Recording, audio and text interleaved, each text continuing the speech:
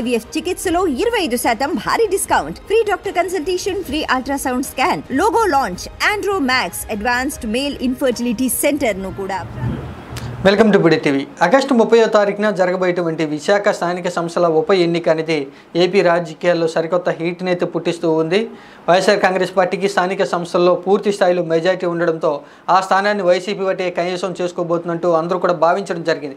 కానీ ఎన్డీఏ కూటమిలో ఉన్నటువంటి ముఖ్య నేతలంతా కూడా స్థానికంగా విశాఖకు చెందినటువంటి ఎమ్మెల్యేలు, విశాఖ ఎంపీ కూడా ఆ సమావేశంలో నిన్నటి రోజున పాల్గొని ఖచ్చితంగా టీడీపీ అభ్యర్థిని అంటే ఎన్డీఏ కూటమి అభ్యర్థిని ప్రకటిస్తామంటూ కూడా ఒక ప్రకటన అయితే విడుదల చేయడంతో ఏం జరగబోతుందా ఏపీ రాజకీయాల్లో స్థానిక సంస్థల ఎమ్మెల్సీ ఉప ఎన్నిక అనేది ఎటువంటి మలుపులు తిరగబోతూ ఉంది, ఎటువంటి నాటకీయ పరిణామాలు చోటు చేసుకోబోతున్నాయంటూ అందరూ కూడా ఆసక్తిని అయితే గమనిస్తూ ఉన్నారు. ముందుగా స్థానిక సంస్థల ఎన్నికల్లో వైసీపీ పార్టీ పూర్తి స్థాయి మెజారిటీ అయితే ఉండడం జరిగింది. ఆ స్థానాన్ని ఎమ్మెల్సీ ఉప ఎన్నిక స్థానాన్ని అయితే వైసీపీ పార్టీ కైవసం చేసుకునే అవకాశాలు ఎక్కువగా ఉన్నా కూడా ఖచ్చితంగా వైసీపీ పార్టీని ఓడించి తీరాలి అని ఎన్డీఏ కూటమి నేతలు అయితే ఈ సమావేశంలో చర్చించినట్లుగా తెలుస్తూ ఉంది.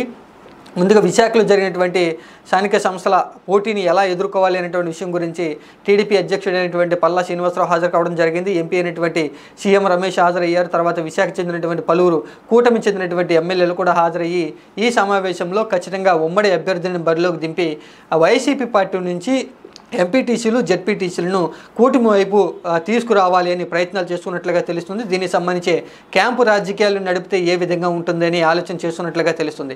ఇక వైఎస్ఆర్ కాంగ్రెస్ పార్టీ చెందినటువంటి 60 మంది ఎంపీటీసీ, జెడ్పీటీసీలు ఇప్పటికే కూటమికి టచ్లోకి వచ్చినట్లుగా ప్రస్తుతం రాజకీయ వర్గాల్లో పెద్ద ఎత్తున చర్చ జరుగుతుంది.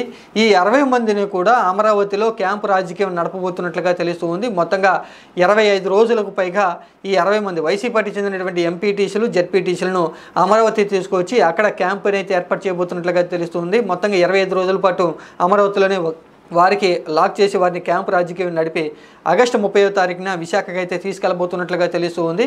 వైఎస్ఆర్ కాంగ్రెస్ పార్టీ చెందినటువంటి ఒక్కొక్క ఎంపీటీసీ, జెడ్పీటీసీని ఈ విధంగానే క్యాంపు రాజకీయాల ద్వారా తమ కూటమి వైపు ఆకర్షించాలని ఎన్డీఏ కూటమి ముఖ్య నేతలు ఆలోచన అయితే చేస్తున్నట్లుగా తెలుస్తుంది.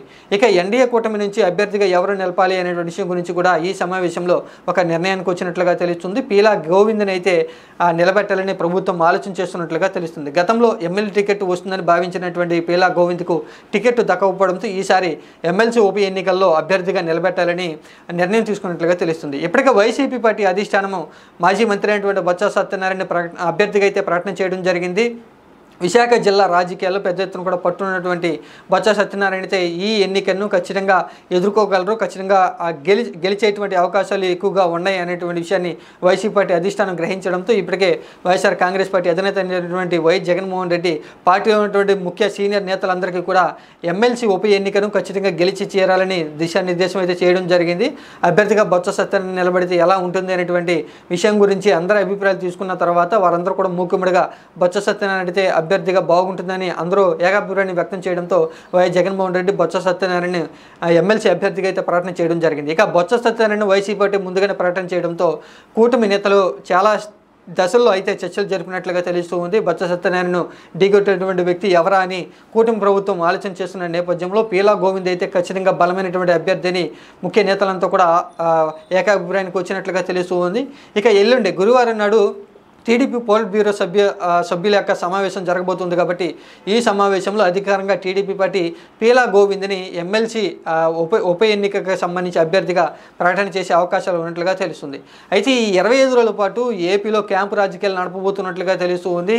అభ్యర్థుల పరంగా, సంఖ్యాపరంగా వైసీపీ పార్టీ సునాయాసంగా గెలిచే సీటును ఎలాగైనా సరే అక్కడ వైసీపీ పార్టీని ఓడించాలని కూటమి ప్రభుత్వం ఆలోచన చేస్తున్నట్లు కనపడుతుంది. కాబట్టి క్యాంపు రాజకీయాలు నడపాలని కూటమి నేతలు అయితే ఆలోచన చేస్తున్నట్లుగా తెలుస్తుంది. ఇప్పటికే 60 మంది సభ్యులు కూటమి నేతలకి టచ్లోకి రావడంతో మరికొంతమంది నేతలను కూడా ఆకర్షించేందుకు ఆకర్షణ పేరుతో కొన్ని ఆఫర్లు కూడా వారికి చూపించే విధంగా ఆలోచన చేస్తున్నట్లుగా తెలుస్తుంది. మొత్తంగా 60 మంది సభ్యులతో మొత్తంగా 25 రోజుల పాటు అమరావతిలో ఒక క్యాంపుని ఏర్పాటు చేయబోతూ ఉన్నారు. ఈ క్యాంపులో మరికొంతమంది వైసీపీ పార్టీ ఎంపీటీసీ, జెడ్పీటీసీలు కూడా జాయిన్ అయ్యేటువంటి అవకాశాలు ఉన్నాయి. కాబట్టి వైసీపీ పార్టీ నేతలు తమ యొక్క ఎంపీటీసీలు, జెడ్పీటీసీలు జారిపోకుండా వారి ప్రయత్నాల్లో వారు ఉన్నట్లుగా తెలుస్తుంది. మొత్తంగా విశాఖ స్థానిక సంస్థల ఎమ్మెల్సీ ఉప ఎన్నిక అనేది ఏపీ రాజకీయాల్లో పెద్ద చర్చనీయాంశంగా మారింది. రాజకీయంగా ఈటెక్కినటువంటి పరిస్థితులు అయితే కనిపిస్తున్నాయి.